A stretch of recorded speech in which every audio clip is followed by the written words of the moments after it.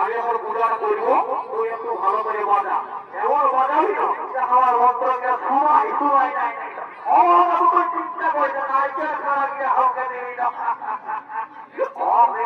চিন্তা করছি আমি এখনই পূজা শুরু করি, তুই বাজাবে।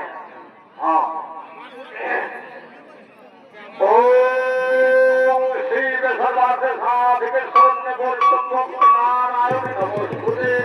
ওম নমঃ শিবায়, ওম নমঃ শিবায়, ওম শিব সৈন্য নারায়ণ নমস্তুতে। ওম নমঃ শিবায়, ওম মহাদেব মহাপ্রাণ মহাদেব মহেশ্বর সর্বদা মহোৎসব বপরায় নমো নমো। ওম মহাদেব মহাপ্রাণ মহাদেব মহেশ্বর সর্বদা মহোৎসব বপরায় নমো নমো নমো নমো।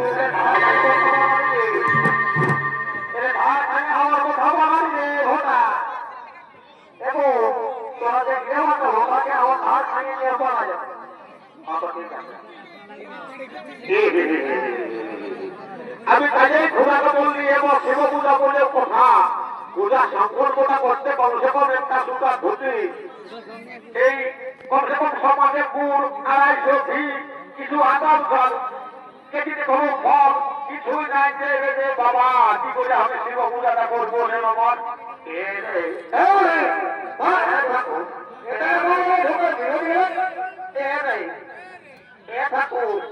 আমি শিব পূজা দেখে দেখে বুড়াই 40-80 বছর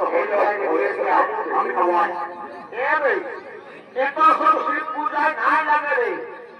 গরিবের যেমন পূজাটা করেছে এটা সব খুঁজছিস তুই, একটা শাড়ি দে, ধুতি দে, আর পয়সা দে, আর আমার দিদিদের পেটপিট নাই তোকে সব ঢোকান।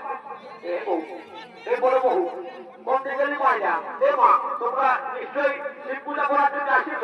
এ মা তোর পুরীদের পূজা করা করে আমি ঘর যাচ্ছি, ঘর যাচ্ছি, ঘর যাচ্ছি, ঘর যাচ্ছি। এ বছর এ বাবা, এ বছর হে সুন্দর ঘুরো ঘুরো। এ গো এ শ্বশুর বলছি তোমার পড়া ধুতি, হ্যাঁ ধুতি নাই নেই গো। আমি তো বলেছি ঘুরাবে পূজার সংকল্পে একটা ধুতি লাগবে, আর 51 টাকা পয়সা, 1 কুয়া ঘি, 500 গুড়, কিছু নাই। ওটা বলছি নাই গো, তোমার পড়াটা করতে। হ্যাঁ